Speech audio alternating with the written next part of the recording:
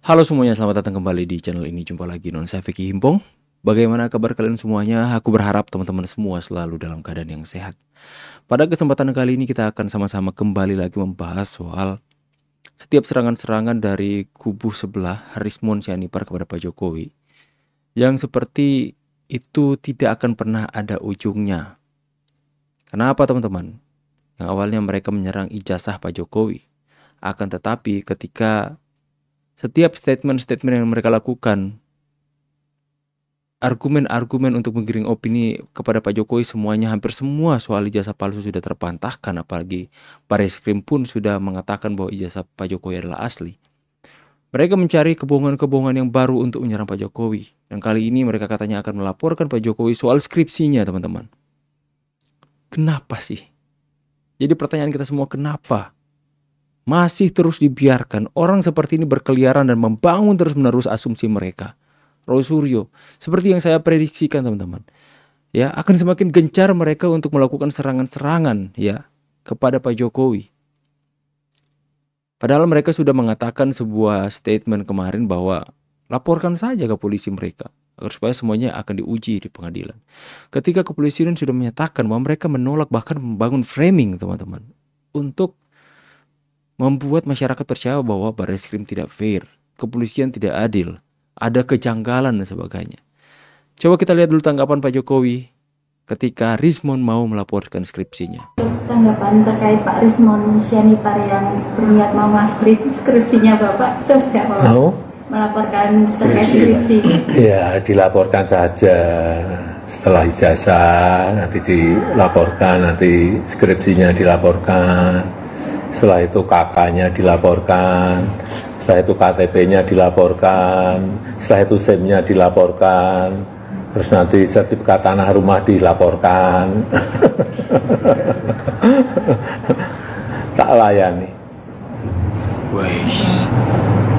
dengan baik. Wah, kalimat itu, tak layani. Tak layani dengan baik. Tepuk tangan teman-teman. Tak layani dengan baik. Sekalipun disampaikan dengan santun, dengan pelan teman-teman, tapi kalian bisa merasakan kemarahan dari Pak Jokowi soal manusia Rismon satu ini teman-teman, yang berlindung di balik kata ilmiah, akademisi, dan kebenaran, berlindung di balik kata riset digital forensik. Tapi yang dilakukan mereka adalah sebuah kejahatan yang sepertinya teman-teman terorganisir. Sekalian saja ya, habis ijazah, skripsi Anda laporkan. Setelah skripsi, KTP Pak Jokowi, SIM-nya, surat sertifikat tanah saja sekalian dilaporkan. Tapi di ujung kalimat itu saya sampai merinding teman-teman. Tak layani. Wow. Tak layani dengan baik. Itu seperti memberikan sebuah penegasan. Ayo, apalagi? Apalagi yang kalian mau laporkan? Aku akan lawan kalian. Memberikan sebuah isyarat bahwa Pak Jokowi akan melawan dan tidak akan ada lagi kata damai atau menyerah lagi. Tidak ada kata damai atau mencabut perkara dan sebagainya. Lanjut terus Pak. Ya. Orang-orang seperti Rismon dan Suryo ini adalah orang-orang yang akan terus membelokkan sebuah kebenaran, mencari-cari, mencocokologikan segala sesuatu untuk membangun narasi dan mencari pembenaran atas kebohongan mereka yang mereka lakukan. Mereka pikir pemerintah diam saja. Mereka pikir rakyat takut dengan mereka mengatasnamakan diri mereka akademisi, ilmiah. Mereka pikir bahwa pemerintah diam saja, kepolisian tidak akan berani untuk melakukan. Kita lihat saja bahwa pemerintah tidak akan takluk dan tunduk kepada orang-orang seperti mereka. Kita lihat saja waktu yang akan mengujinya. Saya kutip perkataan Pak Jokowi, waktu yang akan membuktikan. Pak Jokowi itu loh teman-teman ya, adalah manusia yang paling sabar saya lihat. Pernah waktu menjabat presiden diancam dibunuh. Ya, pernah dikatakan segala macam teman-teman. Dikatakan seperti hewan. dikatakan seperti Firaun, dikatakan PKI, beliau sabar, gak menanggapi. Tapi ketika mereka sudah menginjakkan kaki mereka di rumah Pak Jokowi, masuk ke dalam kediamannya, menuntut soal ijazah, itu sudah beda ceritanya. Itu sudah keterlaluan. Makanya Pak Jokowi beri mereka pelajaran. Jangan kalian pikir Pak Jokowi ini adalah orang yang biasa-biasa saja. Hey, kalian gak lihat perjalanan politiknya. Kalian gak lihat bahkan partai terbesar di Indonesia itu tunduk takluk di hadapannya. Karena pengaruhnya yang luar biasa. Kenapa? Doa rakyat Indonesia yang menyertai dia. Makanya segala sesuatu yang dikerjakannya itu dibuat Tuhan berhasil. Bahkan Pilpres kemarin, arah dukungannya kepada Prabowo Gibran menentukan juga menjadi salah satu faktor Prabowo Gibran menang hari itu, teman-teman. Ya, ceritanya siapa sih Rismon Roy mau melawan Pak Jokowi? Kita lihat saja. Mungkin mereka anggap remeh Pak Jokowi hari ini. Kita lihat saja waktu yang akan mengujinya. Kita lihat dulu tampilannya. Saya izin untuk mulai hari ini juga menyuarakan bahwa saya sangat mendukung juga upaya pemakzulan yang dilakukan oleh Purnawirawan. Bukan karena fulfafa yang itu terbukti, tapi wapres kita itu mengikuti akun judi online. Nah, kalau itu jelas tindakan tercela yang dilakukan oleh seorang wakil presiden. Siapa orang Indonesia yang menolak kalau bermain judi itu tidak melanggar hukum?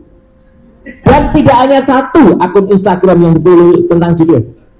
Kemarin yang terungkap baru satu. Saya sudah beberapa semalam 3 yang di-follow oleh dia. Jadi kalau semua orang dianggap mengerti hukum, apalagi seorang wakil presiden, dia harus lebih mengerti hukum. Saya izin untuk mulai hari ini juga menyuarakan. Baik teman-teman, jadi kalian lihat ya. Jadi serangan mereka ini akan terus berkelanjutan sebelum mereka itu masuk ke dalam penjara, teman-teman. Ya, kalau di Rismon ini, ya tapi kita sudah tahu, Rismon pun sudah mengatakan bahwa setelah ini selesai kita akan lanjut ke Fufufafa katanya. Fufufafa akan menyerang ke anaknya Pak Jokowi. Ya, Rismon dari ijazah berbelok ke skripsi. Dari skripsi mau apa lagi, kemana dia teman-teman ya? KK, sertifikat anak Pak Jokowi, KTP dan sebagainya. Kalau Roy Suryo sekarang sudah mulai menyerang Gibran, ya, sudah mulai membangun lagi yang namanya Fufufafa, mendukung soal pemakzulan. Ya teman-teman ya, seperti sudah ada agenda. Kalau ini sudah melemah, isu ini yang kalian bangun sudah dipatahkan, lanjut ke ini, dukung ini seperti ini. Pokoknya akan ada saja setiap agenda-agenda yang akan mereka timbulkan untuk menyerang Pak Jokowi dan keluarganya. Karena mereka tahu, karena mereka benar-benar yakin bahwa pengaruh dari Pak Jokowi dan keluarganya ini itu begitu besar, dan keluarga Pak Jokowi begitu dipercaya masyarakat hari ini. Sampai detik ini loh, hari ini dia mulai bangun soal Gibran mengikuti judi online, akun judi online di Instagram. Jadi kan sebenarnya mereka mencoba mencari-cari kesalahan. Siapapun orang yang mereka sasarkan, pasti mereka akan coba menimbulkan persepsi, ya, menimbulkan penggiringan opini di tengah-tengah masyarakat soal hal-hal yang terkait bagaimana caranya untuk menjatuhkan citra Pak Jokowi, Gibran. Dan kali ini soal Gibran yang katanya mengikuti judi online, akun judi online, teman-teman. Itu kan sebenarnya bahkan juru bicara Wapres pun sudah menegaskan hal ini. Gini ya teman-teman, saya analogikan seperti ini. Ya, saya misalnya kalian mungkin ya, kalian follow saya dan kita saling follow, tapi saya tuh tahu kalian ini akunnya seperti ini. Ya, saya follow kalian. Waktu itu kalian sama sekali nggak memfollow soal judi online dan sebagainya. Ya, nah kita sudah saling follow nih teman-teman. Dan kemudian seiring berjalannya waktu, saya menjadi Wapres. Ya, seandainya, amin. Seiring berjalannya waktu, saya menjadi Wapres misalnya teman-teman, dan saya sudah sibuk dan tidak bisa lagi untuk melihat sosial media lebih sering. Ya, analoginya seperti ini. Dan kemudian orang yang dulu sebelum saya tidak menjadi sibuk sekali teman-teman, itu tiba-tiba entah dia menjadi afiliator judi online, atau entah akun Instagramnya dihack dan kemudian memposting soal judul-judul.